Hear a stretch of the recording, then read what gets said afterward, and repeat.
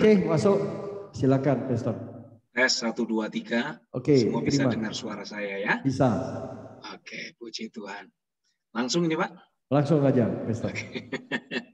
Shalom, selamat malam semua saudara, rekan-rekan sepelayanan. Satu sukacita bisa berinteraksi dengan saudara lagi. Ini ya Pak Pendeta Yohanes Eko Hadi, suaranya tidak ada sama sekali. Wah, semoga ada. Dengar. Ada ya? Oke, ada. Mungkin karena sinyal yang ada ya, di sana. Betul. Oke, mungkin saat ini saya mengajak untuk kita bisa langsung membuka Alkitab kita. Mari kita buka sama-sama dalam kitab Efesus pasal yang kelima. Ada beberapa ayat firman yang saya mau ajak untuk kita baca sama-sama. Ayat yang ke-15 sampai ayat yang ke-19.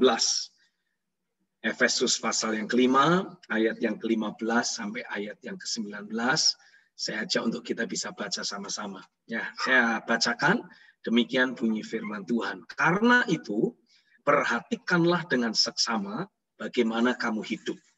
Janganlah seperti orang bebal, tetapi seperti orang arif. Dan pergunakanlah waktu yang ada, karena hari-hari ini adalah jahat. Sebab itu janganlah kamu bodoh, tetapi usahakanlah supaya kamu mengerti kehendak Tuhan. Dan janganlah kamu mabuk oleh anggur, karena anggur menimbulkan hawa nafsu. Tetapi hendaklah kamu penuh dengan roh. Dan berkata-katalah seorang kepada yang lain dalam mazmur, kidung puji-pujian, dan nyanyian rohani. Bernyanyi dan bersoraklah bagi Tuhan dengan segenap hati.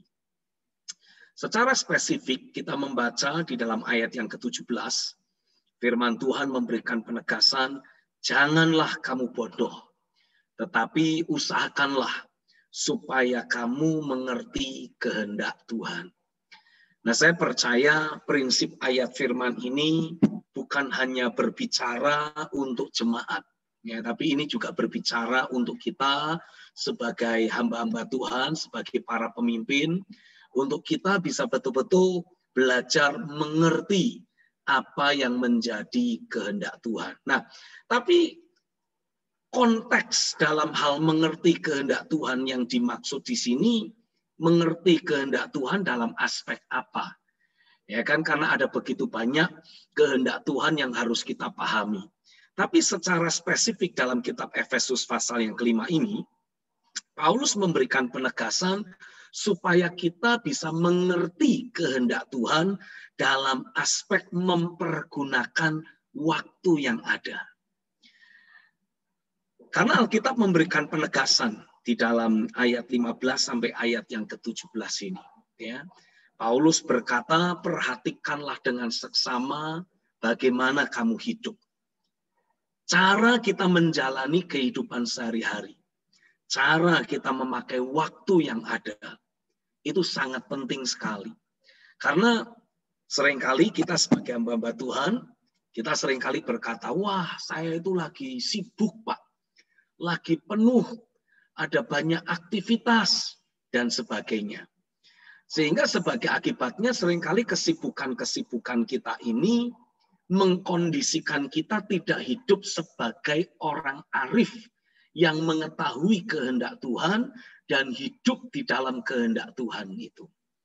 Tapi seringkali kita justru menjalani kehidupan sehari-hari kita seperti orang bodoh, seperti orang bebal, yang sama sekali tidak tahu apa yang menjadi kehendak Tuhan.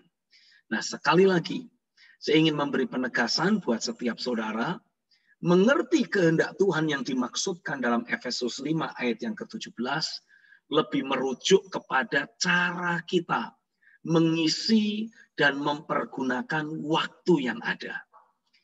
Nah, kalau kita pelajari lebih mendalam, kenapa sih? Apa kehendak Tuhan buat kita dalam mempergunakan waktu yang ada, kok dipandang oleh Tuhan dan ditegaskan dalam Alkitab sebagai sesuatu yang teramat sangat penting. Di dalam ayat yang ke-16 ini ditegaskan pergunakan waktu yang ada karena hari-hari ini adalah jahat. Jadi ada istilah di sini kata hari yang jahat. Saya mencoba untuk menggali pemahaman saya, apa sih yang dimaksud dengan hari yang jahat? Kata hari yang jahat ternyata ditulis di dalam kata Yunani dengan mempergunakan kata poneros. Nah, kata poneros ini berbicara tentang tekanan dan pelecehan yang mengakibatkan kehidupan kita itu menjadi penuh luka dan tekanan, penuh kesulitan. Jadi dengan kata lain, hari-hari yang jahat adalah merupakan aktivitas dari si jahat itu sendiri yang berfungsi atau bekerja, bermanifestasi, mempengaruhi kehidupan kita, supaya kehidupan sehari-hari kita sebagai seorang hamba Tuhan, termasuk khususnya otomatis sebagai orang-orang percaya, terus mengalami berbagai tekanan, berbagai pelecehan yang berasal dari iblis, yang membuat kita terus mengalami luka-luka. Ada banyak luka-luka kehidupan dan permasalahan-permasalahan hidup yang bisa menekan kehidupan kita. Ini mencetak kita, membentuk kehidupan kita, mempengaruhi jati diri kita, sehingga walaupun mungkin kita berkata, saya ini dipanggil menjadi seorang hamba Tuhan. Tapi jangan salah, kalaupun kita sebagai hamba Tuhan, ya, melayani dengan berbagai pergumulan dan perjuangan yang kita tunjukkan dalam pelayanan kita, tapi kita tidak mengerti apa yang dimaksud sebagai kehendak Tuhan dalam kita mempergunakan waktu yang ada, hidup kita ini tetap akan bisa dicetak oleh hari yang jahat tadi, oleh poneros tadi, ya, oleh berbagai peristiwa buruk, peristiwa negatif yang memang diciptakan oleh si jahat untuk mencetak hidup kita. Profesi boleh hamba Tuhan, tapi kehidupan sehari-hari kita bisa lebih jahat daripada orang yang tidak mengenal Tuhan. Nah, saya mengajak untuk kita memperhatikan apa yang ditulis oleh Paulus di dalam kitab 2 Timotius pasal 3 ayat yang pertama. Karena di dalam ayat firman ini dijelaskan secara lebih gamblang apa-apa saja yang akan terjadi dalam kehidupan manusia, termasuk jemaat atau hamba Tuhan, yang tidak mewaspadai, tidak belajar mengerti apa yang menjadi kehendak Tuhan dalam mempergunakan waktu yang ada. Perhatikan ayat yang pertama, 2 Timotius 3, ayat yang pertama dan selanjutnya. Ketahuilah bahwa pada hari-hari yang terakhir akan datang masa yang sukar. Dalam Efesus pasal 5 tadi ditulis kita harus mengerti kehendak Tuhan karena hari-hari ini adalah jahat. Nah, di dalam pasal 3 ayat 1 ditulisnya pada hari-hari yang terakhir akan datang masa yang sukar. Tadi hari yang jahat ditulis dengan kata Yunani poneros. Kali ini masa yang sukar ditulis dengan kata Yunani kalepos. Kata kalepos punya arti berat untuk ditanggung dan membahayakan. Jadi ada hari-hari yang memang berat dan membahayakan. Ada hari-hari yang menekan, melukai, melecehkan, dan membentuk hidup manusia. Nah, saya akan bacakan lebih lanjut. 2 Timotius 3 ayat yang kedua. Karena hari yang jahat, masa yang sukar, Alkitab menulis, manusia akan mencintai dirinya sendiri dan menjadi hamba uang. Jadi ada banyak jemaat, orang-orang di atas muka bumi ini, dan minta maaf tidak terkecuali para hamba Tuhan. Karena mereka hidup dalam tekanan, hari yang jahat, masa yang sukar. Mereka tidak mengetahui kehendak Tuhan tentang bagaimana mempergunakan waktu yang kita miliki di hari-hari yang terakhir ini sebagai orang bijak. Apa yang terjadi? Bahkan hamba Tuhan pun bisa tercetak, terbentuk, jadi mencintai dirinya sendiri, dan bahkan ditulis di sini menjadi hamba uang. Minta maaf saudara, beberapa waktu yang lampau saya sampai melihat ya di media sosial, di Facebook, ada beberapa hamba Tuhan yang sekali lagi minta maaf. Mungkin karena dampak dari pandemi COVID-19.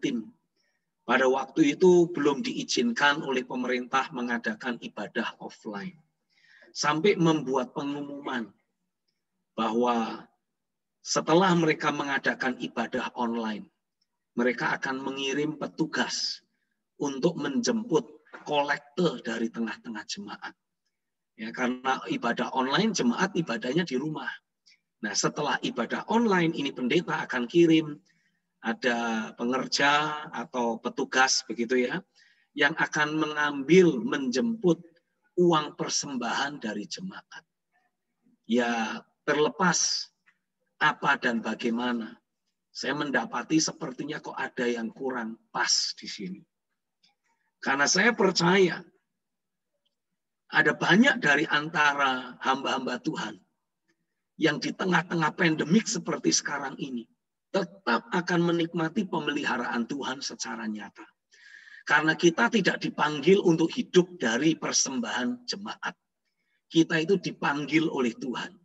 Otomatis kita pasti akan mendapatkan pemeliharaan yang dari sorga. Setuju ya saudara ya?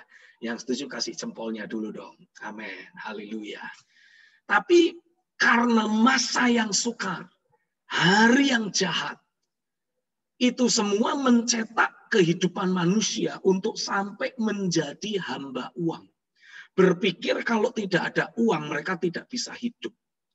Nah, ini semua disebabkan karena ada banyak dari antara kita hamba-hamba Tuhan, apalagi jemaat, yang tidak tahu bagaimana menjalani kehidupan sehari-hari kita, mengisi waktu kita di dalam kehendak Tuhan. Nanti kita akan belajar tentang hal tersebut. Tapi izinkan saya membacakan terlebih dahulu ayat firman yang selanjutnya. Karena ini semua menceritakan efek atau dampak yang negatif kalau kita sebagai hamba-hamba Tuhan tidak mengerti kehendak Tuhan dalam kita mengisi hari-hari kita, dalam kita menjalani hari-hari kita. Karena hari yang jahat dan masa yang sukar akan betul-betul mencetak dan membentuk hidup kita menjadi manusiawi dan menjadi sangat duniawi. Alkitab mengatakan mereka akan membual dan menyombongkan diri. Mereka akan menjadi pemfitnah, mereka akan berontak terhadap orang tua, tidak tahu berterima kasih, tidak memperdulikan agama, tidak tahu mengasihi, tidak mau berdamai, suka menjelekkan orang, tidak dapat mengekang diri, garang, tidak suka yang baik, suka berkhianat, tidak berpikir panjang, berlagak tahu, lebih menuruti hawa nafsu daripada menuruti Allah. Dan yang lebih mengenaskan lagi ayat yang kelima menuliskan, secara lahiriah mereka menjalankan ibadah mereka. Tetapi pada hakikatnya mereka memungkiri kekuatannya. Rajin ibadah, tapi tidak pernah mengalami pengaruh ilahi menjamah hidupnya. Kuasa roh, kuasa firman menjamah dan mengubahkan kehidupannya. Rajin ibadah tapi tetap menjadi manusia yang egois. Rajin ibadah tapi tetap menjadi hamba uang. Rajin ibadah tapi terus membual dan menyombongkan diri. Rajin ibadah tapi tetap hidup sebagai pemfitnah, tidak peduli orang tua, tidak tahu berterima kasih, memberontak terhadap orang tua, tidak peduli agama, tidak tahu mengasihi, tidak mau berdamai, dan sebagainya, dan sebagainya, dan sebagainya. Nah, kembali kepada Efesus pasal yang kelima. Mari kita coba lihat apa sebetulnya yang menjadi kehendak Tuhan dalam kita mempergunakan waktu yang ada. Apa yang Tuhan mau. Nah, di dalam ayat yang ke-18 dan selanjutnya, Alkitab menuliskan, janganlah kamu mabuk oleh anggur, karena anggur menimbulkan hawa nafsu. Tetapi hendaklah kamu penuh dengan roh.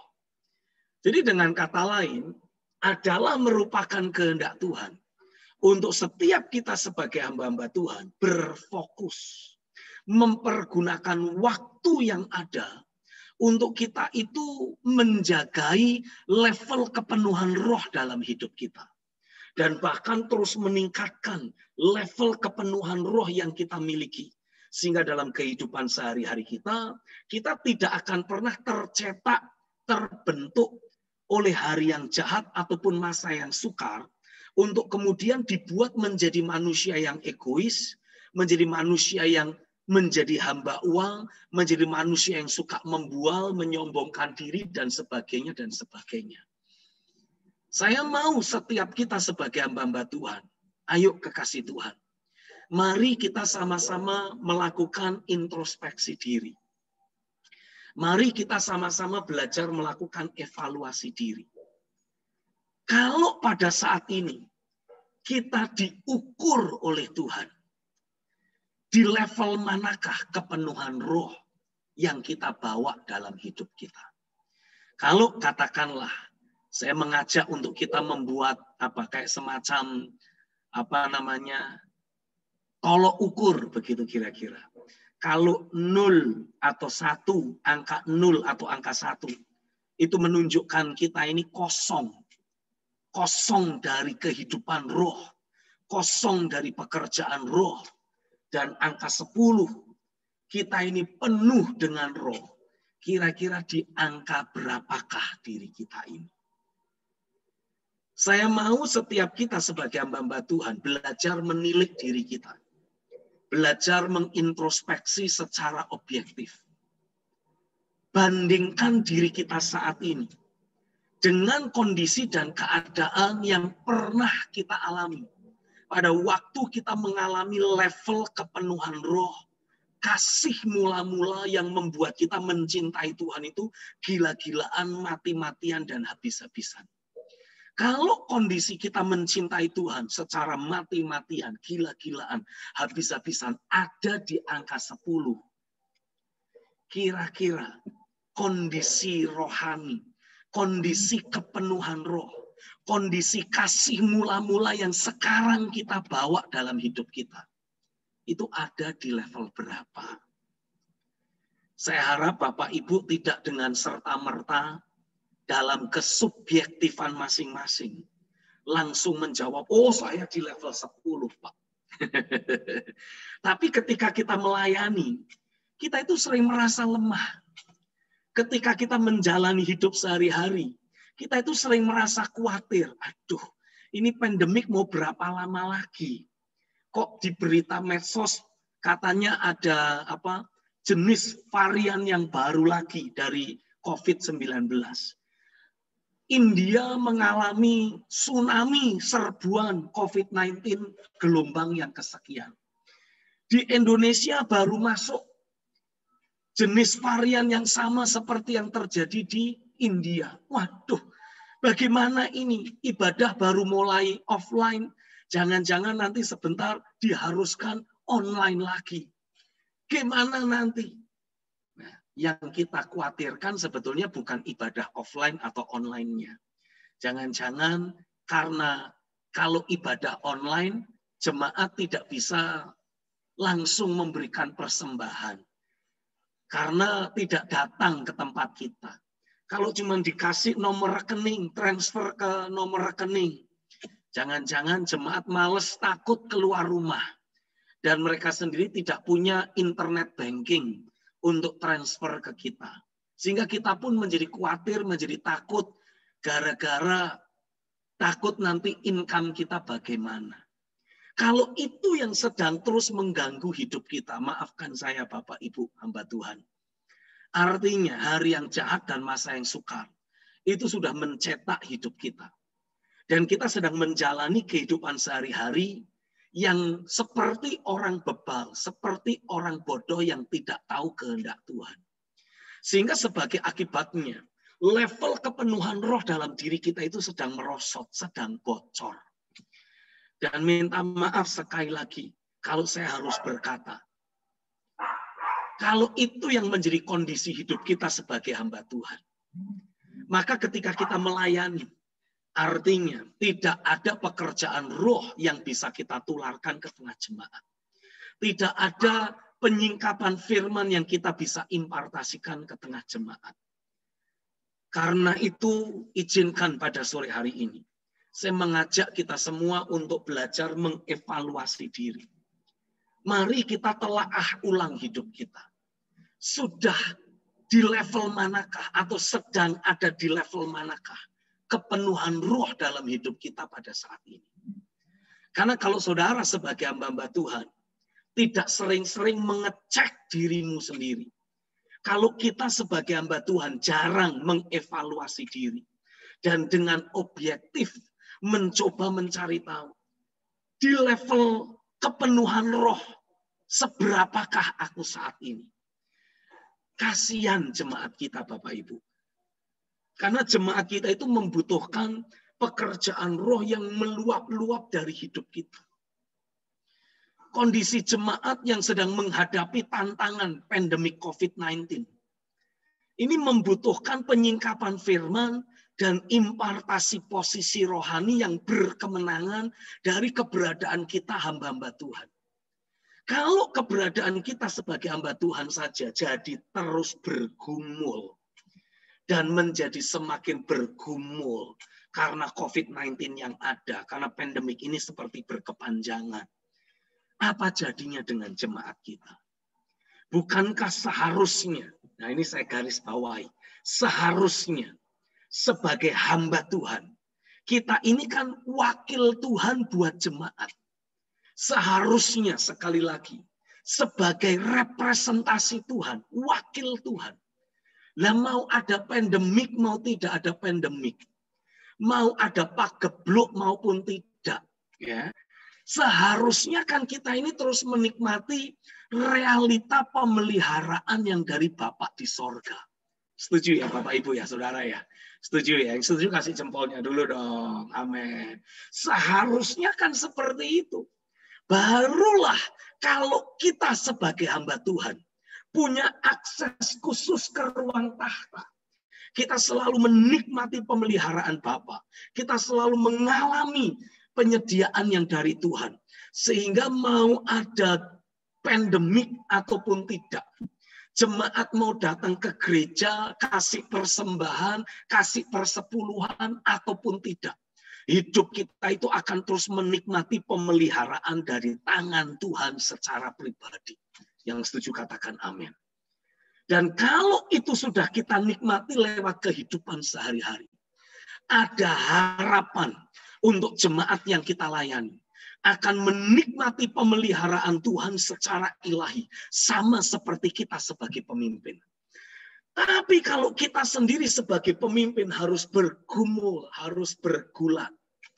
Maafkan saya kalau ada dari antara saudara yang sering disebut sebagai hamba Tuhan garis depan.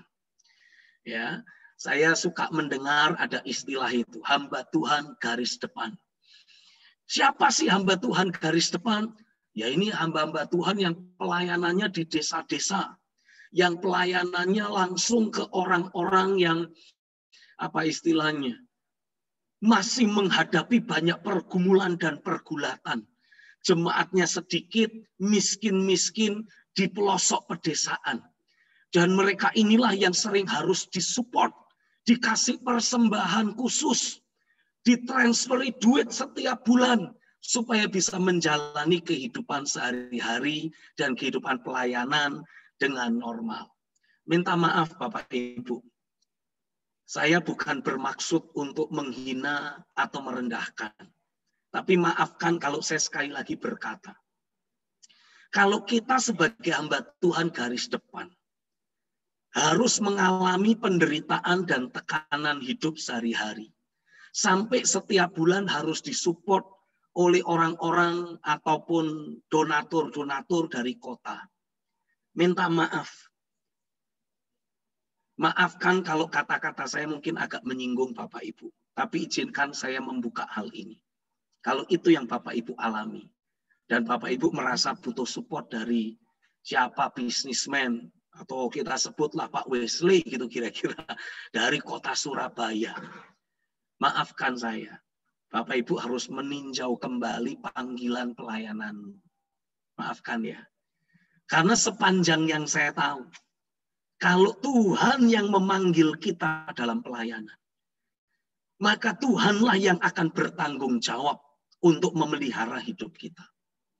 Kalau Tuhan yang panggil Bapak Ibu dan ditempatkan di garis depan, di desa, di pelosok terpencil. Pertanyaan saya, kalau itu memang ladang pelayanan yang Tuhan tempatkan bagimu, bukankah artinya Tuhan tahu alamat rumahmu, Tuhan tahu alamat pelayananmu, dan Tuhan punya kemampuan mengirim burung gagak kepadamu. Tuhan punya kemampuan kirim berkat langsung kepadamu. Tanpa engkau meminta, tanpa engkau mengharapkan ada supporter, ada donatur, ada para penginjil, para bisnismen yang rindu melayani. Lalu kemudian saudara undang secara khusus khotbah di tempatmu dengan harapan mereka jadi kenal saudara, tahu pelayanan saudara, tahu kondisi gereja saudara, dan harapannya mereka tergerak untuk support. Maafkan saya Bapak Ibu, engkau telah kehilangan kehendak Tuhan. Engkau telah kehilangan panggilan Tuhan. Ayo kita pastikan kita kembali mengejar Tuhan, kembali mengalami kasih mula-mula, kembali mengalami adanya campur tangan Tuhan yang membawa kita selalu hidup dalam kepenuhan roh. Karena ketika engkau terus ada dalam kepenuhan roh, engkau pasti akan alami bagaimana tangan Tuhan akan selalu nyata dalam hidupmu. Tangan Tuhan akan selalu memelihara dirimu dengan cara yang ilahi. Kalau Tuhan suruh Nabi Elia pergi ke sungai, apa itu? Kok lupa saya? Ke sungai Kerit. Nah, kok tiba-tiba nama sungainya hilang. Kok ingatnya sungai Berantas? Enggak, sungai Kerit ya, di sungai Kerit. Saya kok ingatnya sungai Berantas, sungai Ciliwung gitu, saudara. Ke sungai Kerit. Nah, kalau Elia perginya ke sungai Berantas, ya tentu saja tidak akan ada burung gagak yang memberi makan Elia. Wong perintah Tuhan itu disuruhnya pergi ke sungai Kerit. Nah, demikian pula engkau, dimanapun ladang pelayanan. Saudara tidak boleh bilang, Pak, ladang pelayanan saya itu kering, susah, berat. No. Tidak ada yang berat kalau engkau berjalan dalam ketaatan. Tidak ada yang berat kalau engkau selalu penuh dengan Roh Kudus-Nya. Tidak ada yang berat kalau di dalam dirimu selalu ada aliran air hidup yang mengalir dengan dahsyat. Yang setuju katakan amin. Haleluya. Kalaupun ladang pelayananmu berat, karena kepenuhan roh yang ada dalam dirimu, semuanya akan jadi ringan. Kalaupun ladang pelayananmu itu selalu gersang, kering, tapi kalau engkau mengalirkan aliran kehidupan roh dengan limpah, otomatis ladang kering akan menjadi ladang yang subur. Dan apa yang engkau tabur pasti engkau akan tuai. Terjadilah atas hidupmu di dalam nama Yesus. Yang setuju katakan amin, saudara. Haleluya. Karenanya saya mau mendorong semua saudara. Ayo pastikan kita sebagai hamba-hamba Tuhan. Jagai level kepenuhan roh dalam hidup kita. Karena ketika engkau terus mengalami level kepenuhan roh dalam dirimu, engkau akan mendapati pemeliharaan Tuhan nyata. Engkau tidak perlu takut, engkau tidak perlu khawatir dengan kebutuhan hidupmu sehari-hari. Allahmu yang memanggil engkau. Dia tahu alamat rumahmu, alamat pelayananmu. Dan tanpa engkau harus meminta kepada siapapun manusia, tanpa engkau harus cerita kebutuhanmu kepada manusia, Bapamu yang di sorga tahu. Dan sebelum engkau minta, sebetulnya Dia sudah sediakan bagimu. Terjadilah di dalam nama Yesus. Masalahnya seringkali kita tidak menjalani hidup dan pelayanan kita dalam level kepenuhan roh seperti yang Tuhan inginkan. Sehingga sebagai akibatnya hari yang jahat, masa yang sukar, mencetak kita menjadi hamba Tuhan yang sama kayak jemaat. Jadi sama kayak orang-orang yang tidak mengenal Tuhan, bergantung kepada uang, punya kebergantungan terhadap uang. Saya belajar, puji Tuhan, tahun ini saya melayani Tuhan sudah 32 tahun. Tapi selama 32 tahun saya berani bersaksi di hadapan saudara. Ketika saya belajar hidup terus menjaga kepenuhan roh dalam diriku, tidak ada satu kali pun ada kebutuhan akan keuangan. Tuhanku, Bapakku selalu memelihara aku dengan limpah. Dan saya yakin kita punya Bapak yang sama. Kalau Bapak di sorga memelihara saya, dia akan pelihara saudara juga. Karena itu hari ini sebagai hamba Tuhan, saya mau doa, saya mau deklarasikan atas saudara. Kalau Bapak Ibu tidak keberatan, arahkan tanganmu kepada kamera, ayo kita doa sama-sama. Sebagai hamba Tuhan, aku deklarasikan atasmu di dalam nama Yesus. Biarlah kuasa firman dan roh sekali lagi akan membangkitkan roh yang lapar dan haus akan Tuhan dalam hidupmu.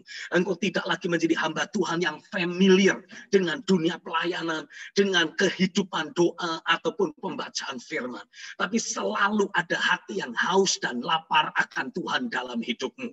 Dan aku deklarasikan di dalam nama Yesus, hati yang haus lapar akan Tuhan itu menarik datangnya penyingkapan firman, pewahyuan roh terus terjadi dalam dirimu, membuat hatimu terus berkobar-kobar, membuat hidupmu terus terhubung dengan realita Tuhan.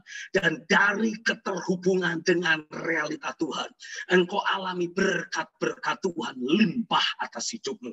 Engkau alami penyediaan dan pemeliharaan Tuhan selalu nyata dalam dirimu. Terjadilah di dalam nama Yesus. Dan aku percaya masa sukar, hari yang jahat, pandemik COVID-19 seperti apapun bentuknya, tidak akan pernah bisa menghalangi dan mengganggu perjalanan rohanimu, mengganggu keterhubunganmu dengan Tuhan. Hari ini aku deklarasikan, roh akan terus bekerja. Firman akan terus bekerja dan sekali lagi bekerja, membawa hatimu kembali memiliki kasih mula-mula. Dan dari situlah engkau akan terus dibawa mengalami terobosan demi terobosan. Ada level kepenuhan roh yang dahsyat, yang meluap terus terjadi dalam hidupmu. Dan ini yang akan membuat hidupmu berubah, hidupmu berbeda, pelayananmu jadi berbeda. Terjadilah atasmu di dalam nama Yesus. Yang setuju katakan amin. Amin, amin, amin, amin. Haleluya. Kalau kita merujuk kepada kitab Yehezkiel pasal yang ke-47. Coba Bapak Ibu batasi kitab Efesus. Saya mengajak untuk kita bisa membaca kitab Yehezkiel pasal yang ke-47. Ya. Yehezkiel pasal yang ke-47. Saya mengajak untuk kita membaca dari ayat yang pertama sampai ayat yang ke-12. Ya, pembacaan yang agak panjang, tapi saya akan bacakan dengan cepat buat setiap kita. Bapak Ibu boleh ikut membaca dan menyimak bersama-sama. Kemudian ia membawa aku kembali ke pintu bait suci, dan sungguh ada air keluar dari bawah ambang pintu bait suci itu dan mengalir menuju ke timur, sebab bait suci juga menghadap ke timur. Dan air itu mengalir dari bawah bagian samping kanan dari bait suci itu, sebelah selatan mezbah.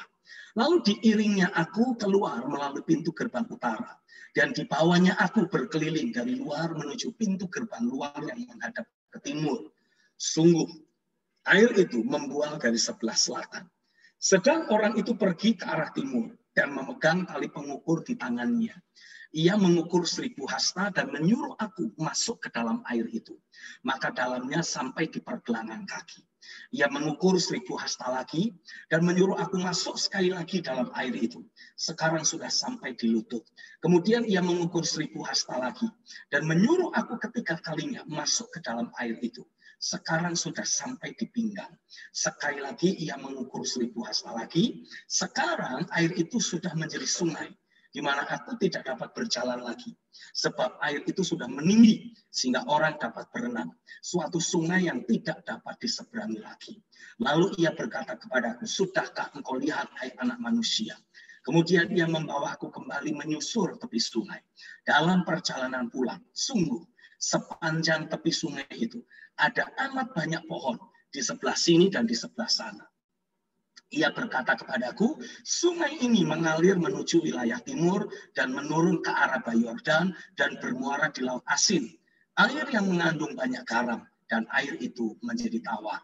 Sehingga kemana saja sungai itu mengalir, segala makhluk hidup yang berkeriapan di sana akan hidup. Ikan-ikan akan menjadi sangat banyak. Sebab kemana saja air itu sampai, air laut di situ menjadi tawar. Dan kemana saja sungai itu mengalir, semuanya di sana hidup. Maka penangkap-penangkap ikan penuh sepanjang tepinya, mulai dari En-Gedi sampai En-Eglaim. Daerah itu menjadi penjemuran pukat, dan di sungai itu ada berjenis-jenis ikan. Seperti ikan-ikan di laut besar, sangat banyak. Tetapi rawa-rawanya dan paya-payanya tidak menjadi tawar. Itu menjadi pengambil garam. Pada kedua tepi sungai itu tumbuh bermacam-macam pohon buah-buahan yang daunnya tidak layu dan buahnya tidak habis-habis. Setiap bulan ada lagi buahnya yang baru, sebab pohon-pohon itu mendapat air dari tempat kudus itu. Buahnya menjadi makanan dan daunnya menjadi obat. Saudara, Yehezkiel mendapatkan sebuah penglihatan yang sebetulnya tergenapi di era perjanjian baru. Saya mau Bapak Ibu mengingat, di dalam Yohanes pasal yang keempat dan Injil Yohanes pasal yang ketujuh, Yesus pernah membuat sebuah pernyataan. Kalau engkau minum daripadaku, air kehidupan yang engkau minum ini akan menjadi sumber air di dalam dirimu. Ya. Lalu dalam Yohanes pasal 7, Yesus memberi penegasan. Setiap engkau yang percaya kepadaku, seperti yang dikatakan kitab suci, dari dalam dirimu akan mengalir aliran-aliran air hidup. Nah, kita membaca di Yehezkiel 47 ini adanya aliran air hidup yang mengalir keluar dari ambang pintu bait suci. Ingat baik-baik, dalam 1 Korintus 3 dan 1 Korintus 6, Paulus berkata, tubuhmu adalah bait Roh Kudus. Jadi apa yang dilihat oleh Yehezkiel ini sebetulnya berbicara tentang kita. Ya. Kalau tubuh kita ini bait Roh Kudus, dari dalam hati kita ada aliran air hidup, maka ketika Alkitab bilang, dari ambang pintu bait suci ada aliran air hidup yang mengalir. Nah, ambang pintunya adalah mulut kita. Jadi ketika saudara berdoa, engkau memperkatakan firman, yang sesungguhnya terjadi, saudara itu seperti sedang mengalirkan aliran-aliran air hidup. Ya. Tapi Alkitab menuliskan, aliran air hidup ini punya level kedalaman yang berbeda-beda. Ada yang semata kaki, ketika diukur 1000 hasta, ada yang sepinggang, ada yang selutut, ketika diukur lagi, ada yang sudah menjadi sungai yang besar. Nah, kembali saya ingin mengajak saudara mengevaluasi dirimu. Semua saudara sebagai hamba Tuhan pasti meyakini ada pekerjaan Roh Kudus dalam hidupmu, ada aliran air hidup dalam batin. Pertanyaannya, kalau saudara mencoba mengukur kedalaman air rohani dalam hidupmu, sedalam apakah aliran air hidup dalam dirimu? Apakah cuma selutut? Apakah sudah jadi sepinggang? Apakah sudah menjadi sungai yang besar? Atau cuma masih sedalam mata kaki belakang? Kalau cuma semata kaki belakang, saya mendorong saudara, ayo belajarlah fokus. Pakai hari-hari yang ada untuk saudara berfokus meningkatkan level kepenuhan rohani dalam dirimu. Ya, jangan menyibukkan diri dengan berbagai urusan yang tidak-tidak.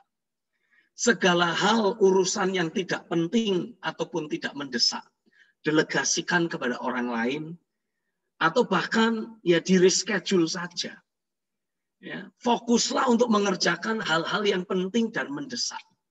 Sehingga saudara selalu punya cukup waktu untuk berdoa dengan lebih sungguh-sungguh. Selalu punya cukup waktu untuk belajar firman, bahkan kalau perlu berpuasa. Sehingga engkau mendapati Dari waktu ke waktu level kepenuhan rohani yang saudara punya. Tidak cuma semata kaki, tidak cuma selutut, tidak cuma sepinggang, tapi betul-betul menjadi sungai yang besar. Karena Alkitab menubuatkan, ketika aliran air hidup itu sudah menjadi sungai yang besar. Alkitab menuliskan ayat yang ke-9. Ya, kemana saja sungai itu mengalir, dituliskan di sana, segala makhluk hidup yang berkeriapan di sana akan hidup. Ikan-ikan akan menjadi sangat banyak.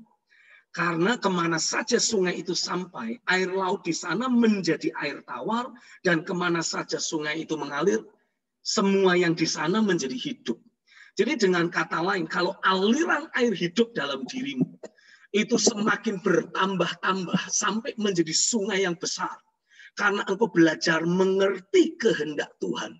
Dan engkau mempergunakan waktu yang ada dengan bijaksana, dengan arif, untuk memastikan level kepenuhan roh dalam dirimu itu semakin bertambah dan terus bertambah. Saya yakin ketika engkau menjalani hidup sehari-hari, realita pemeliharaan Tuhan akan menjadi semakin nyata. Tidak ada pergumulan, tidak ada kesulitan dalam kehidupanmu sehari-hari. Dan ketika engkau melayani, Alkitab bilang, dimanapun engkau melayani, terhadap siapapun engkau melayani, Alkitab katakan, kemana saja sungai itu mengalir, semua yang di sana menjadi hidup. Karena engkau mengalirkan kehidupan roh. Engkau menciptakan terjadinya terobosan dan mujizat dalam hidup jemaat yang kau layani. Oh, hari ini sebagai hamba Tuhan, aku deklarasikan dan aku nubuatkan di dalam nama Yesus. Kalau engkau tidak keberatan, angkat tanganmu, ayo terima dengan imanmu. Aku berdoa, biarlah pekerjaan firman dan roh akan berlaku dengan kuat, dengan dahsyat dalam hidupmu masing-masing. Sehingga aliran air hidup dalam dirimu tidak terus jadi semata kaki. Tidak hanya jadi selutut ataupun sepinggang. Tapi engkau betul-betul mengalami ada aliran air hidup yang betul-betul melimpah menjadi sungai yang besar. Bukan hanya menjamah dan menyegarkan hidupmu, tapi juga menjamah semua orang yang kau layani. Dan terus terjadi terobosan, terus terjadi perubahan, terus terjadi realita Tuhan, terus terjadi jamahan Tuhan atas hidup setiap jemaat.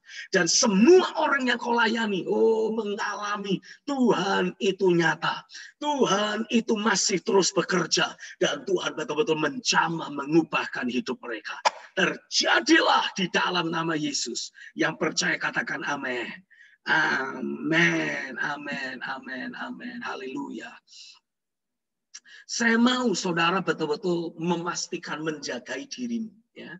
Kalau engkau doa, kalau engkau menyembah, kalau engkau melayani, engkau bisa melakukan semua itu karena ada kehidupan roh yang melimpah-limpah dalam diri saudara. Kalau saudara belajar firman, itu yang keluar dari kata-katamu, itu meluap dari dalam hatimu karena ada pekerjaan Roh Kudus, ada pekerjaan firman yang sedemikian kuat dalam hati saudara. Saya membahasakannya dengan istilah selalu berkobar-kobar, selalu antusias. Karena itu adalah level kepenuhan roh yang seharusnya kita alami. Bahkan level kepenuhan roh itu bisa ditingkatkan. Ya. Kalau Bapak Ibu melihat cangkir saya ini, ya, mana kelihatan? Oke, cangkir saya ini dibandingkan dengan cangkir yang satu ini, tentu saja isinya lebih banyak yang ini karena ini lebih besar. Nah, saya mau saudara tidak puas dengan cangkir hidup yang kau bawa dalam dirimu untuk membawa kepenuhan roh. Tidak boleh cuma segini, harus jadi segini, harus bertambah banyak. Harus bertambah. Karena kalau tidak bertumbuh, tidak bertambah banyak, artinya saudara akan mendapati hidupmu itu akan dengan mudah dicetak oleh hari yang jahat dan masa yang sukar. Tapi ketika jadi bertambah besar, saudara yang justru akan mempengaruhi orang-orang yang saudara layani. Engkau tidak seperti Yesaya yang harus berteriak, aku adalah orang yang najis bibir.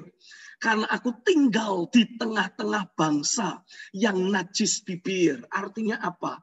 Yesaya mulai terpengaruh seperti jemaat yang ada.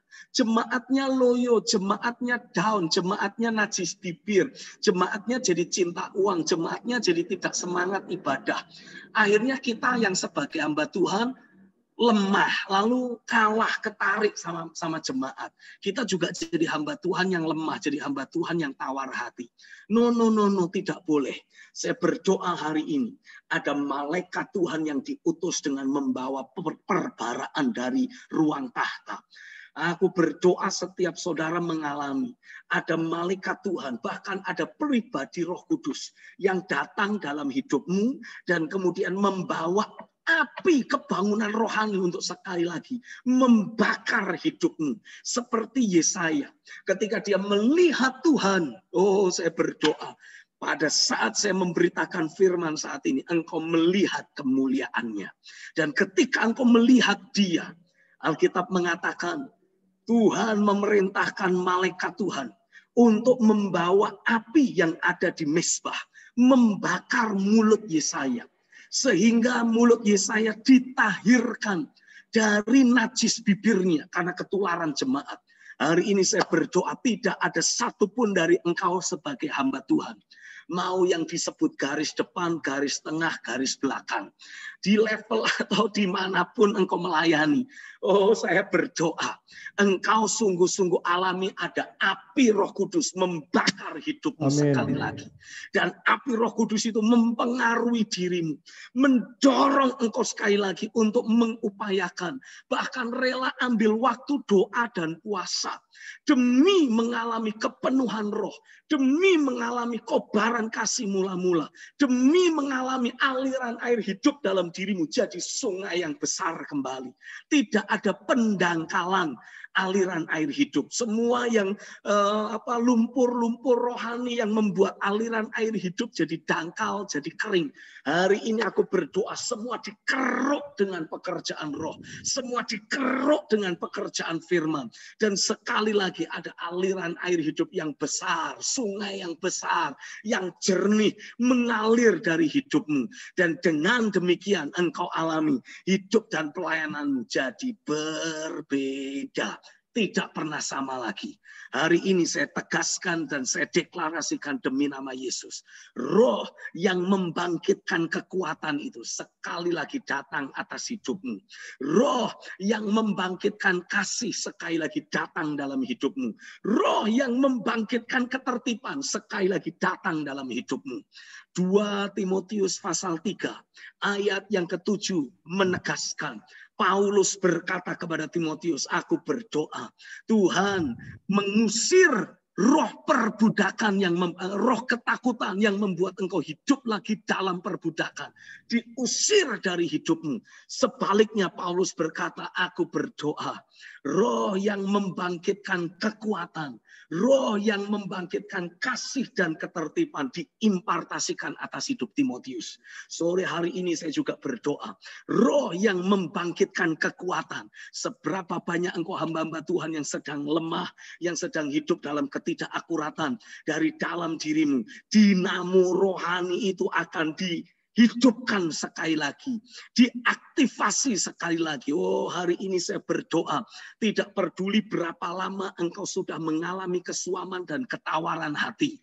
Ketika sekali lagi engkau berdoa dan berseru kepada nama Tuhan, aku doa demi nama Yesus, kekuatan roh dari dalam dirimu sekali lagi akan bangkit, membawa engkau keluar dari kelemahan-kelemahanmu, membawa engkau menaklukkan ketawaran hati yang selama ini mengganggu kehidupan dan pelayananmu. Sebaliknya, cintamu kepada Tuhan, roh yang membangkitkan kasih, oh diaktifasi dalam dirimu, sehingga engkau sekali lagi mencintai Tuhan dengan mati-matian, gila-gilaan, habis-habisan. Engkau mengejar Tuhan, doa, puasa, belajar firman, gila-gilaan sekali lagi terjadi dalam hidupmu. Dan saya berdoa roh yang membangkitkan ketertiban itu juga bekerja dalam dirimu. Dari dalam dirimu muncul sebuah pemahaman, muncul sebuah dorongan untuk betul-betul mendisiplin diri, menjalani hidup sehari-hari, sangkal diri, pikul salib setiap hari untuk melangkah di jalan Tuhan. Terjadilah atas hidupmu, termeterai, terimpartasi dalam dirimu di dalam nama Yesus. Haleluya. Ibadah malam hari ini tidak lagi hanya sekedar menjadi ibadah yang rutin dan biasa-biasa saja. Tapi saya berdoa ini menjadi ibadah yang merupakan titik balik dalam dirimu. Menjadi turning point dalam hidupmu. Menjadi titik di mana engkau terus melejit bersama dengan Tuhan.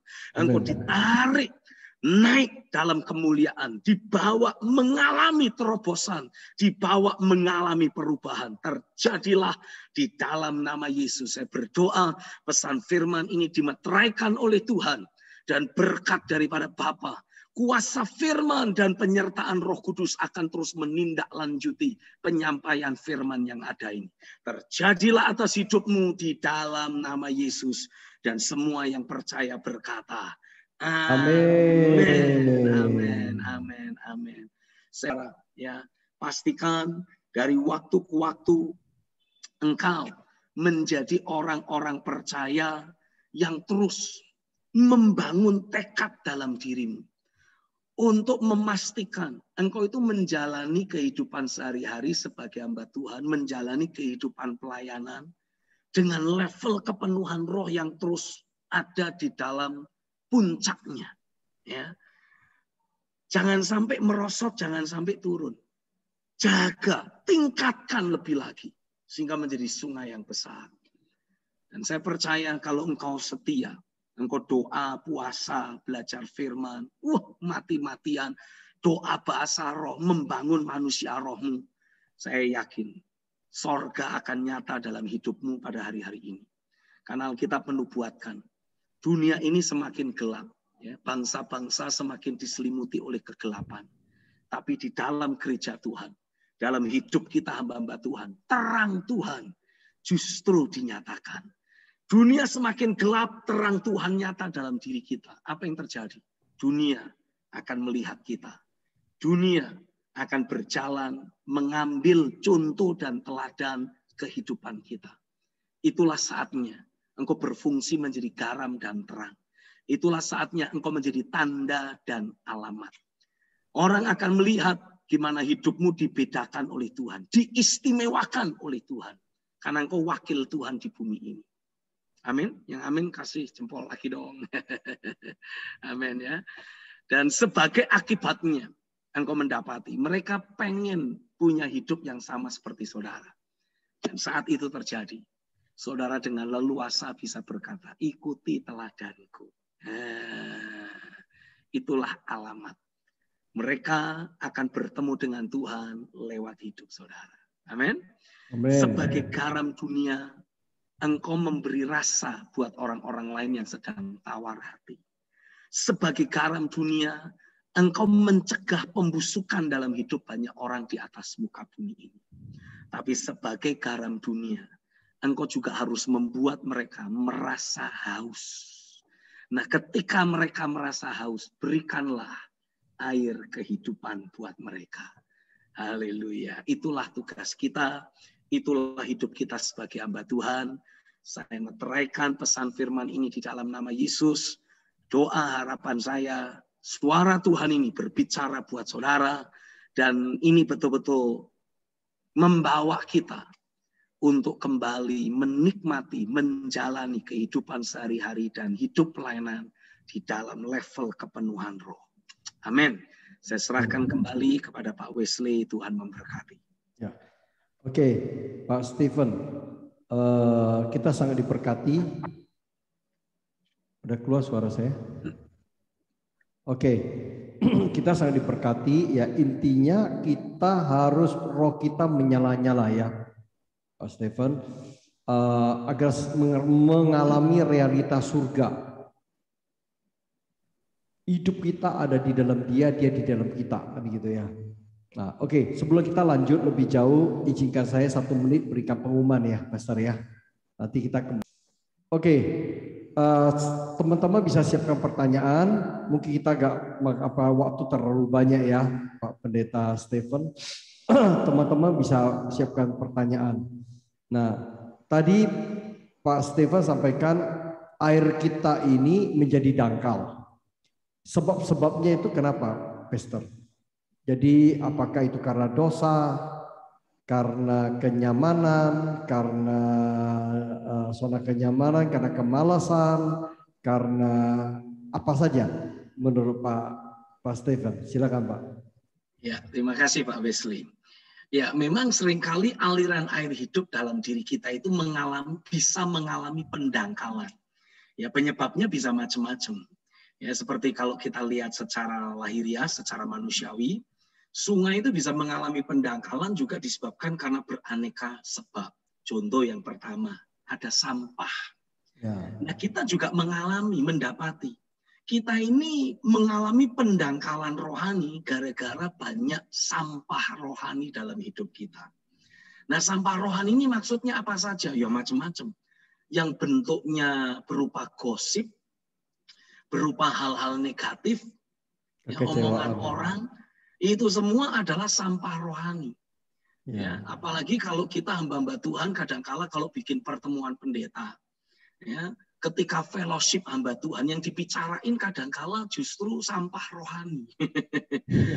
Pendeta A ngalami begini begitu, kita awalnya enggak tahu. Tapi jadi tahu gara-gara pertemuan pendeta. Nah, repotnya ini gosip rohani ini dibalut dengan kata-kata yang rohani juga. Dukung doa katanya. Dukung doa untuk siapa ini? Contohnya siapa ya? Oh ini dia, ada pendeta Penisi Tepu. Tolong dukung doa untuk Ibu Pendeta Penisi Tepu. Loh kenapa? Oh Bapak nggak tahu ya? Bu Penny itu begini, begitu, begini, begitu. Judulnya minta dukungan doa. Tapi isinya gosip rohani. Nah ini kan sesuatu yang sebetulnya tidak tepat. Ya itu sama aja kayak masyarakat buang sampah sembarangan. Buang sampah ke sungai. Nah kita juga sama. Kita ini sebagai hamba Tuhan ditetapkan oleh Tuhan. Nggak boleh mikir yang aneh-aneh. Dan sebaiknya jangan dengar berita yang aneh-aneh. Mungkin saya mau bacakan satu ayat firman di dalam kitab Filipi pasal yang keempat. Ya, Filipi pasal yang keempat. Ayat yang ke-8. Hanya ini yang boleh ada dalam pikiran dan hati kita.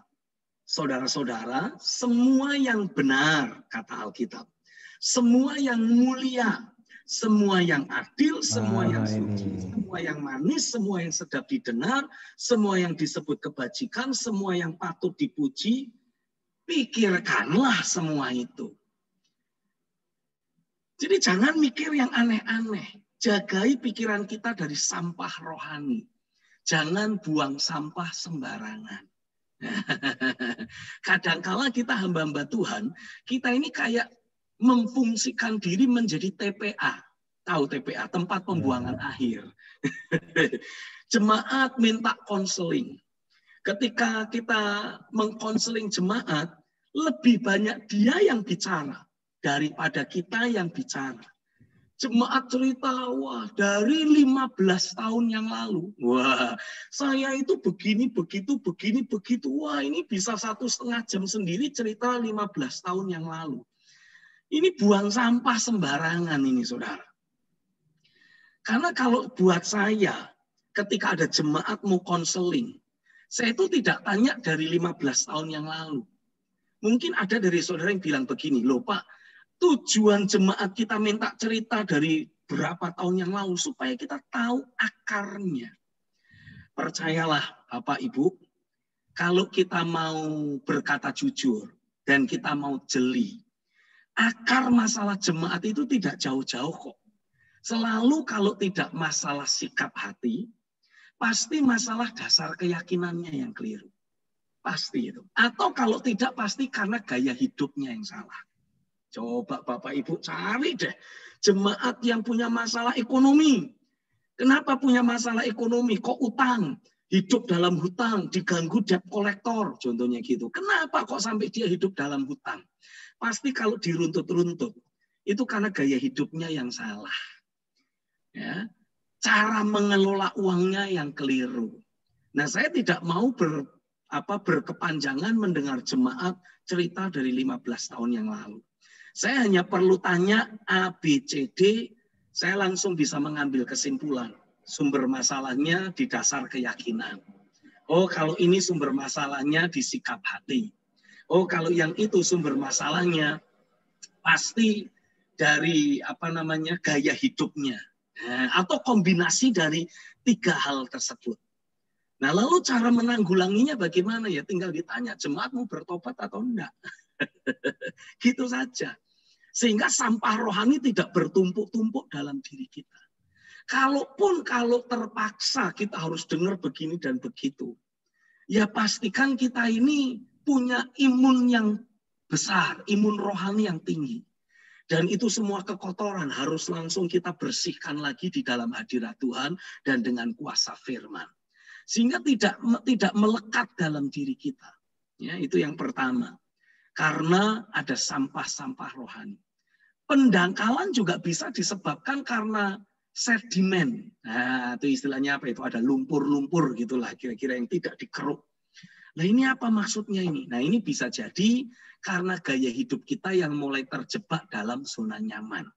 Kita mulai menikmati, wah puji Tuhan jemaat tambah banyak, terus persembahan tambah banyak. Jadi kita tidak usah pusing tentang kebutuhan sehari-hari dapur kita. Jadi akhirnya jarang puasa, akhirnya jarang mendisiplin diri dalam doa. Akhirnya apa yang terjadi? Ya kita mulai menjalani kehidupan sehari-hari yang sifatnya manusiawi, yang kedagingan, yang duniawi. Nah, ini harus disalibkan. Karena Tuhan tidak pernah mengajak kita untuk libur dalam sangkal diri dan pikul salib. Yesus berkata, siapa yang mau mengikut aku harus sangkal diri, pikul salib setiap hari. Tidak ada tanggal merahnya, tidak ada cuti lebarannya, tidak ada cuti mudiknya, tidak ada liburnya. Tiap hari.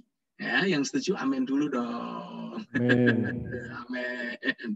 Ini sangkal diri pikul salib ini harus jadi gaya hidup sehari-hari. Paulus bahkan memberi penegasan, hiduplah di dalam roh. Ya. Karena kalau istilah sangkal diri dan pikul salib ini kesannya kok seperti wah susah, menderita. Padahal enggak. Dengan saudara memberi diri hidup dituntun oleh roh. Hidup oleh karena pekerjaan roh. Ini sama saja sangkal diri pikul salib. Ya. Saudara terus alami ada pekerjaan firman dan roh yang menghidupkan dirimu. Sehingga sebagai akibatnya ya saudara akan terus punya hati yang berkobar-kobar, yang terus menyala-nyala. Karena itu porsi saudara. Itu porsi kita sebagai hamba Tuhan, sebagai jemaat.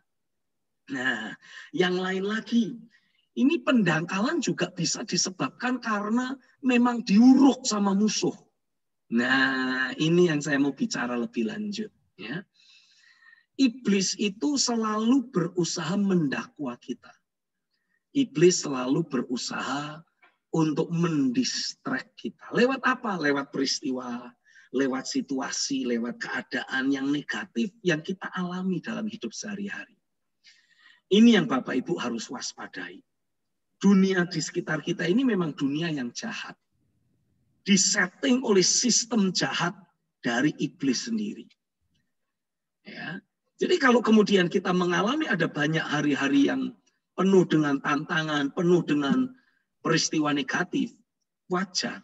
Tapi kitanya yang harus selalu memberi respon yang positif dan ilahi. Sehingga sebagai akibatnya iblis tidak punya kesempatan untuk menguruk, ya istilahnya menguruk aliran air hidup dalam diri kita. Tidak punya kesempatan untuk menutup aliran air hidup dalam diri kita. Perhatikan. Kalau kita tanpa sadar sebagai hamba Tuhan menyimpan ganjelan, ya, saudara lagi merasa curiga, ini pengerja satu saya ini kayaknya sedang menghasut jemaat. Nah, sudah, jangan melanjutkan kecurigaan saudara. Belajarlah untuk menyerahkan hal tersebut kepada Tuhan. Doa serahkan sama Tuhan. Ya, percayalah Pelayanan itu Tuhan yang punya. Jemaat juga Tuhan yang punya.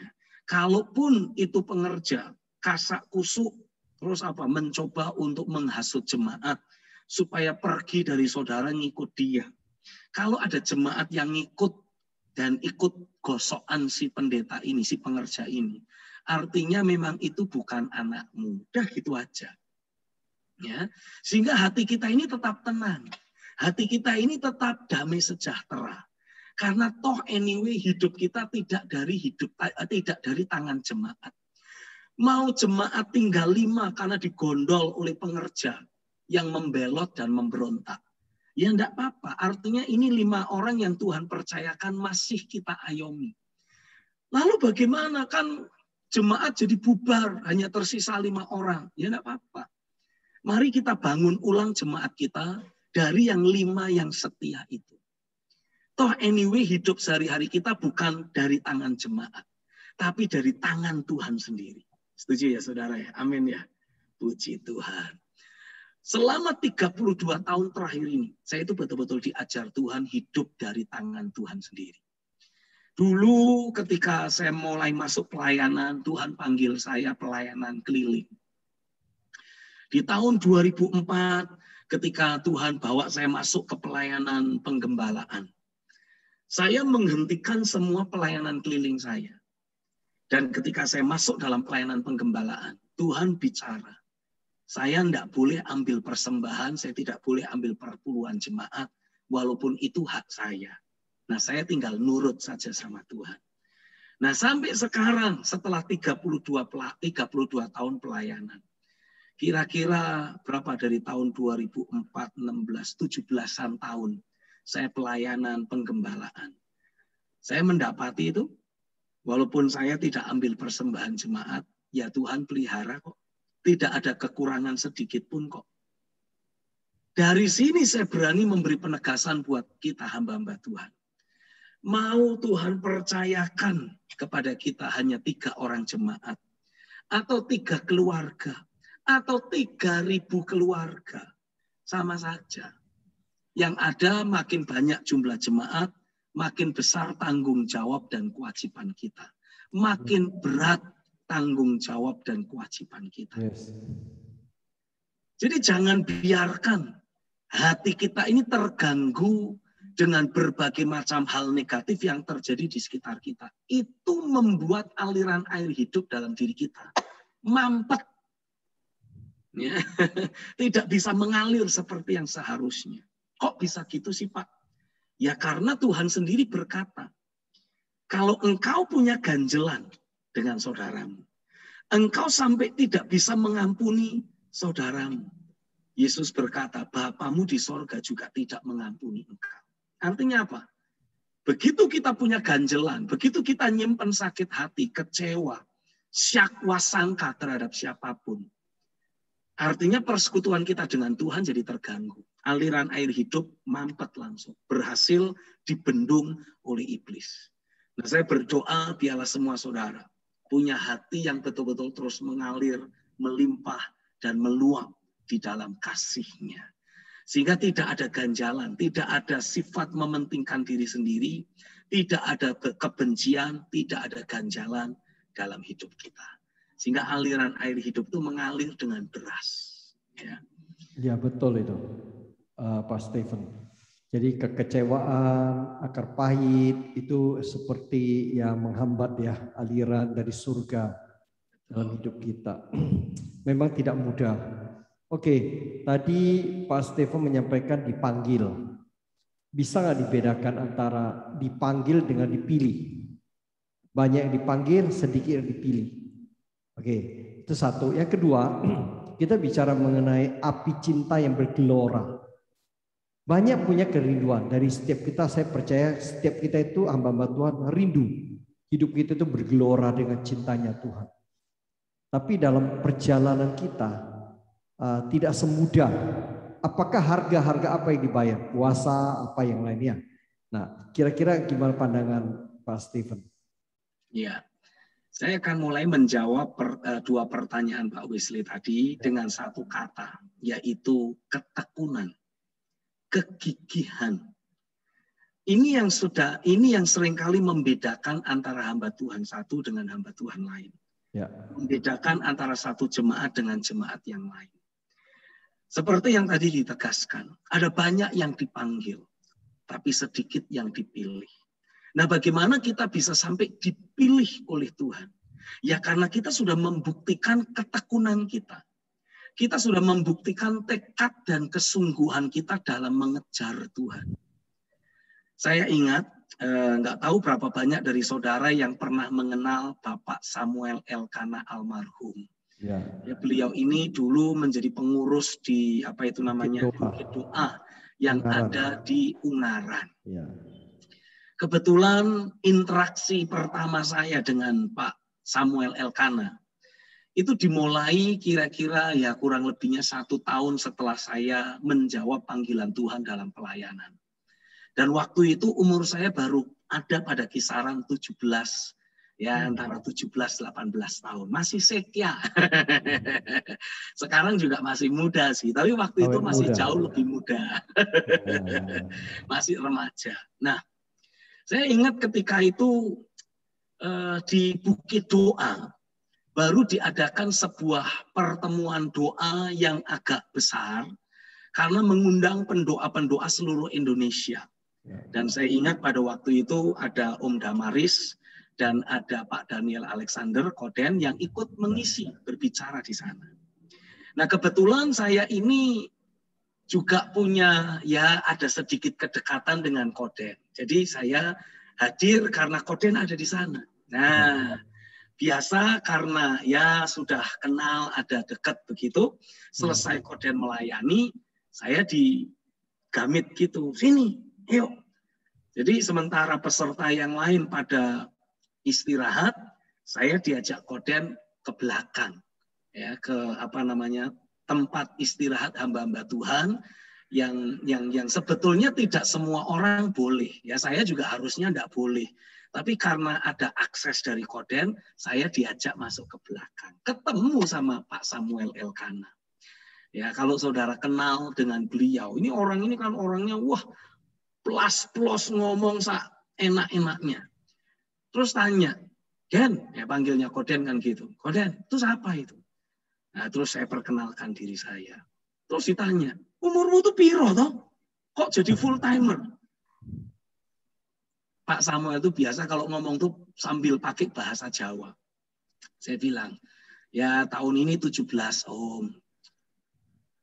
Emosi doang kamu ini. Pelayanan nanti kayak anak-anak muda lain. Cuman seumur jagung. Emosi doang. Nah, saya waktu itu ya cuman senyum-senyum ketawa ya, Om dukung doa supaya tidak seumur jagung gitu saudara. Nah, tapi saya ingat kira-kira 5-7 tahun kemudian ada kembali pertemuan doa. Saya ikut lagi, ketemu lagi dengan Pak Samuel Elkana. Nah, saya nyamperin, kali ini saya nyamperin. Dan ketika saya samperin, ya saya bilang, selamat siang Om, nih saya masih ingat berapa tahun yang lalu. Oh iya. Iya, masih pelayanan. Masih Om, puji Tuhan, masih setia. Nah, setelah itu beberapa tahun berikutnya, puji Tuhan saya ini justru yang diminta jadi pembicara di pertemuan doa yang ada di Bukit Doa waktu itu. Ketemu lagi sama Pak Samuel Elkana. Nah, selesai bicara, saya digamit sama Pak Samuel. Sini kamu, katanya. Lalu disitulah Pak Samuel berkata, saya bisa melihat betul kerendahan hati beliau. Beliau berkata, aku saiki percaya, katanya. Sekarang saya percaya dengan panggilan Tuhan dalam hidupmu. Aku percaya, katanya. Tapi dari situ saya bisa melihat, saya belajar berkaca. Memang banyak yang dipanggil atau bahkan memanggil diri dalam pelayanan. Memanggil diri. Ya, tidak sedikit yang memanggil diri, saudara. Ya. Tapi hanya mereka yang bertekun, hanya mereka yang setia, yang akan masuk di dalam jajaran orang yang dipercayai oleh Tuhan, yang dipilih dan akan dipercayakan tanggung jawab yang lebih besar oleh Tuhan. Tapi itu semua tidak terjadi hanya oleh rentang waktu, saudara. Itu semua juga perlu adanya pembuktian. Harus keluar buah dalam hidup kita. Harus ada buah kerajaan. Nah, kalau merujuk kepada Matius pasal 13, yang namanya buah kerajaan, itu hasil 30 kali lipat. Kan ada 100, ada 60, ada 30. Yang paling kecil kan 30 kali lipat. Digambarkan dalam Matius 13 itu dengan perumpamaan ada orang yang mencari mutiara yang berharga, mutiara yang indah. Ada orang yang mencari harta yang berharga. Begitu ketemu mutiara yang indah, ketemu harta yang berharga, dia menjual semua harta miliknya untuk membeli mutiara itu, untuk memiliki ladang di mana harta yang berharga itu berada. Maksudnya apa? Artinya saudara rela gila-gilaan, mati-matian, habis-habisan mengejar realita Tuhan. Itu buah kerajaan. Engkau mati-matian, gila-gilaan, habis-habisan mencintai Tuhan. Atau dengan kata lain apa? Hatimu itu terus berkobar-kobar. Orang yang mengeluarkan buah kerajaan 30 kali lipat, tidak pernah kelemat-kelemet dalam pelayanan. Ini saya tidak bicara tentang pembawaan atau karakter. No. Saya bicara tentang kondisi hati. Ya. Kalau kondisi hatimu terus mengalami pekerjaan firman dan roh, mengeluarkan buah 30 kali lipat, otomatis saudara itu akan selalu punya hati yang berkobar-kobar. Kalau bicara firman, meluap. Kalau bicara firman, jadi hidup. Kalau ngegosipin pendeta, saudara diam saja. Ada orang ngegosipin pendeta, engkau tidak tertarik. Engkau justru seringkali ya mending minggir deh. Atau menegur pendeta itu sekalian. Karena kebanyakan ngomong ngegosipin temannya. Tapi dari mulutmu yang keluar hanya firman, firman, firman. Dari mulutmu yang keluar hanya perkara-perkara surgawi, hal-hal ilahi yang membakar hatimu. Itu 30 kali lipat. Kalau yang 60 kali lipat, engkau akan mendapati. Karena pekerjaan firman dan roh, hidupmu itu mulai mempengaruhi banyak orang. Menginspirasi banyak orang. Digambarkan dalam Matius 13 dengan perumpamaan ragi yang menghamiri adonan. Nah, saudara yang jadi raginya. Mereka yang selama ini hidup kedagingan, manusiawi, duniawi, engkau hamiri dengan keilahian Tuhan. Engkau pengaruhi dengan perkara-perkara surgawi. Mereka yang selama ini sukanya hidup dalam kedagingan, engkau buat jadi mencintai kekudusan. Nah, itu buah 60 kali lipat. Kalau buah 100 kali lipat digambarkan seperti biji sesawi yang tumbuh jadi pohon yang besar. Artinya apa? Kita menarik datang terjadinya atau bermanifestasinya kedaulatan kuasa Tuhan. Ini yang seharusnya terjadi. Ketekunan, kegigihan, kesungguhan saudara untuk mengejar Tuhan, baik itu dalam doa, dalam penyembahan, dalam puasa, itu seharusnya membuahkan buah kerajaan. Minimal membuat saudara jadi, wah, ngejar Tuhan itu gila-gilaan. Harusnya. Nah, inilah yang nanti akan membuat saudara dipilih, bukan cuma dipanggil doang, tapi mulai dikasih kepercayaan. Ya, Alkitab menubuatkan siapakah hamba yang setia, yang kepadanya akan dipercayakan untuk memberi makan hamba-hamba yang lain. Nah, saudara sebagai hamba Tuhan, sebagai pemimpin jemaat akan diberi kepercayaan untuk memberi makan jemaat dengan suara Tuhan.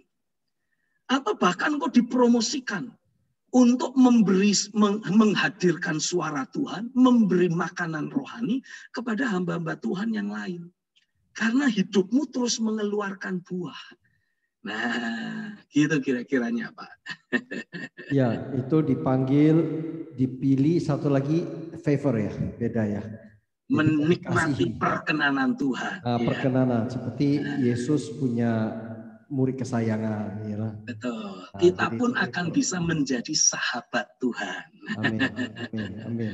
Gitu. Oke, teman-teman, hari ini saya persilakan satu orang bisa buka speaker mau bertanya, silakan. Sebelum kita tutup, Pendeta Stephen sudah capek ini, sudah lama. Ada dari teman-teman ada yang mau bertanya? Lihat chat juga boleh, silakan. Bisa buka speaker, silakan. Pak Ruben, silakan Pak Ruben. Saya mau ya berkaitan dengan pelayanan Paulus dalam Perjanjian Baru yang seringkali diganggu, dihadang oleh Alexander, Yambres, yang juga seringkali juga menghujat. Sehingga Paulus dengan segala penyerahan dia kepada Tuhan, Yambres dan juga termasuk juga khususnya Alexander, pembuat kejahatan, pembuat onar ini diserahkan kepada iblis. Yang menjadi pertanyaannya, apakah kita hamba-hamba Tuhan kalau ada juga umpamanya orang yang terus membuat jengkel, masih relevankah kita ini menyerahkan orang itu kepada iblis di dalam nama Yesus supaya cara menghujat? Kira-kira begitu Bapak Stephen. Terima kasih.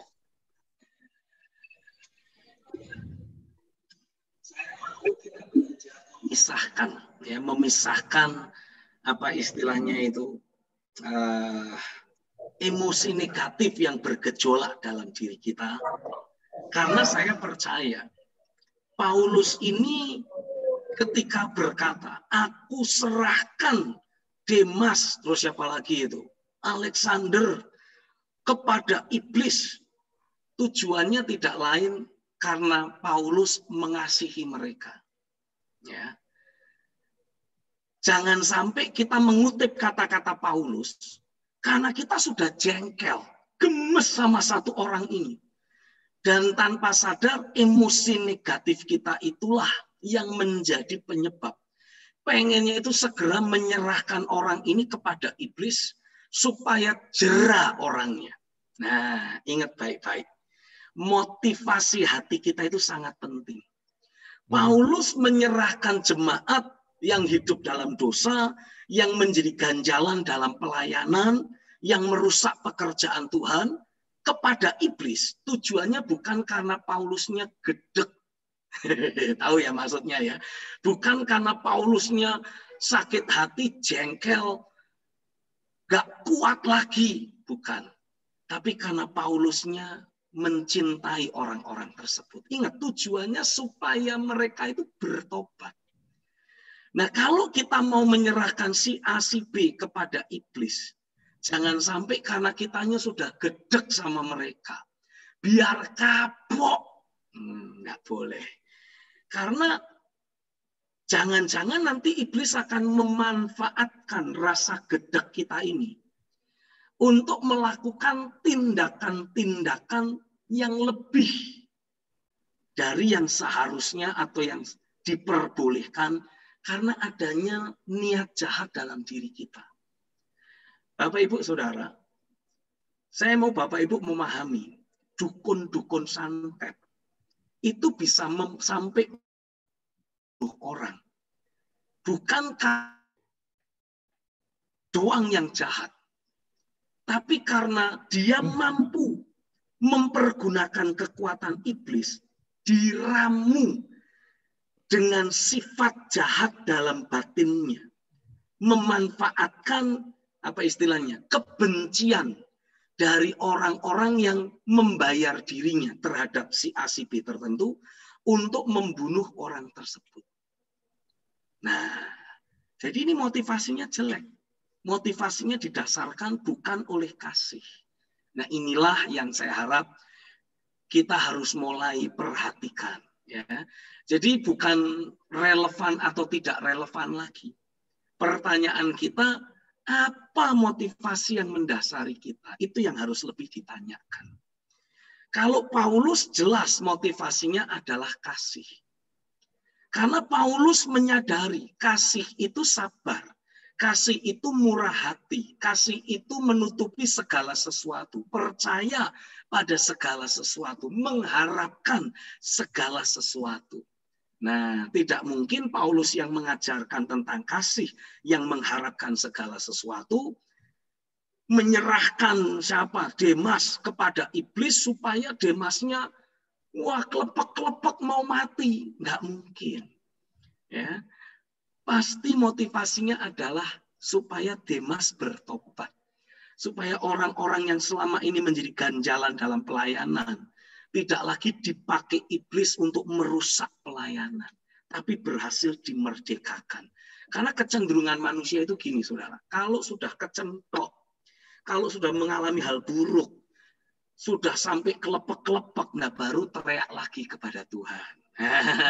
Kira-kiranya seperti itu. Nah ini sebelum orang-orang yang berpaling dari Tuhan sampai kelepek-kelepek, rasanya mereka itu masih akan terus mengganggu pelayanan Paulus.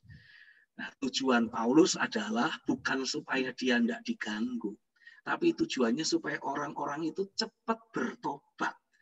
Masih punya kesempatan dipulihkan dan dipakai Tuhan lagi. Nah, kira-kiranya seperti itu. Itu jawaban saya. Semoga cukup menjelaskan. Tuhan memberkati. Ya, saya kira jelas ya, Pak Ruben. Saya kira cukup sampai di sini dulu. Sebelum undurkan diri, kita sekali lagi dengan segala kerendahan hati minta Pak Stephen Agustinus blessing kita dalam doa, Pak ya. Oke, mari kita satukan hati, saudara. Angkat hatimu, angkat tanganmu. Mari kita arahkan ke kamera yang ada. Yes.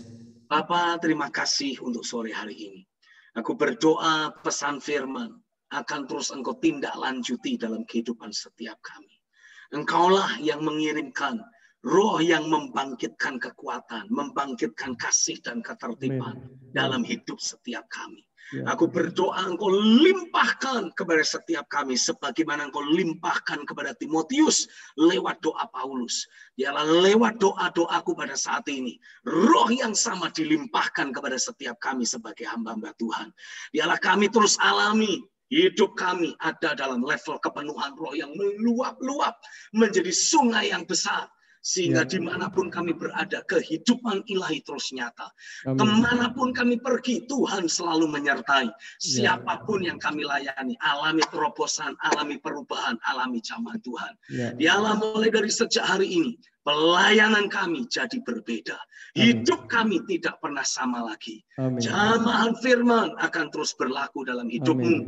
Pekerjaan Roh Kudus akan terus terjadi dalam dirimu. Dan biarlah wajah Bapa di sorga yang setia dan penuh kasih itu diarahkan kepadamu. Memberi engkau perkenanan, anugerah, dan kasih karunia. Dari sejak saat ini sampai waktu Tuhan datang kembali di dalam hidup kita. Lewat keberadaan kita. Terjadilah di dalam nama Yesus dan sama-sama kita katakan. Amin. Amin. Haleluya.